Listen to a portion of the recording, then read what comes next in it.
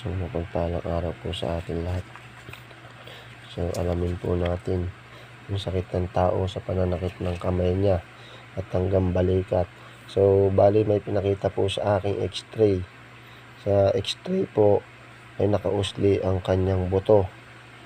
At ngayon po sa parte ng punang kamay niya ay nagkaroon po ng pagka-out balance at naitukod. So alamin lang po natin at maliwanag naman po na pandoktor ang kanyang sakit, kung ano ho nangyari sa buto at ano po ang nangyari sa kanyang mga ugat, kung nasasakal ho ba o nagdadaloy ng dugo na maayos.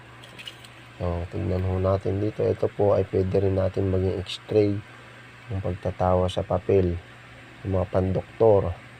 Pwede rin ho natin malaman kung ano nangyari sa ugat niya, nadadaluyan po ba ng mga dugo o hindi.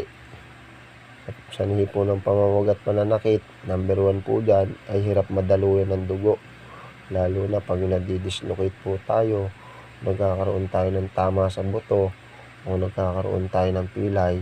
Number 1 po dyan, yung dugo natin minsan ay hindi makapag-circulate, kaya ho nagmamaga-maga o sumasakit-sakit po.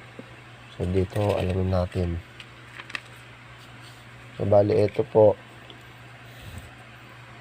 yung sa pagdaloy po ng dugo niya ay medyo hirap po, pigil po ang kanyang pagdaloy at may ipit pa po sa ugat.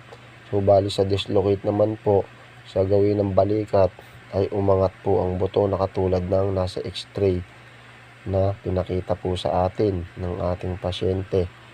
So bali sa mga matataas po ang karunungan ay mas mabilis makabasa o may pang-espiritual. So God bless po sa ating lahat.